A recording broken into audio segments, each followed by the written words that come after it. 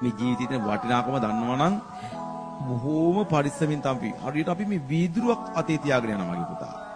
ආදරයක් තියෙන්නේ. ආදරය කියලා කියන්නේ වීදුරුවක්. වීදුරුව අතේ තියාගෙන අපි හැමතිස්සෙම මේම අල්ලේ තියාගෙන දෝතේ තියාගෙන අපි යනවා. කොයි මොහොතකරි වැටෙන්න පුළුවන් කියලා අපි දන්නවා නේද? ඒකනේ අපි පරිසම් කරන්නේ.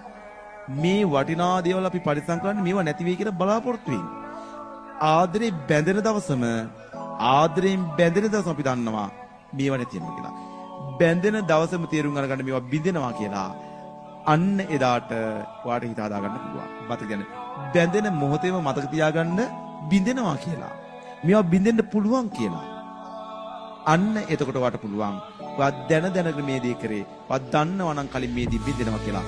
බිඳුණු දවසේ හිත හදා ගන්නට පුළුවන්. මේවා සදාකාලික දේවල් නෙමෙයි කියන කාරණා මතක තියාගන්න. ඒ නිසා ඔයාට තියෙන ලස්සන අරමුණක් මේ හැම දෙයකටම වඩා ප්‍රබල අරමුණක් තියෙන කොරියාව ආදරය කරන්න කොරියාවට රෑදවල් දෙකේ නැතුව මහන්සි වෙන්න කැපකිරීම කරන්න ආදරයක් වෙනුවෙන් කරන කැපකිරීම කොරියානු භාෂාව වෙනුවෙන් කරන්න දවසින් දවස උඩට අරයි යන මිසක් කවදාකවත් ජීවිතේ නැති කරන්නේ නම් එච්චරයි.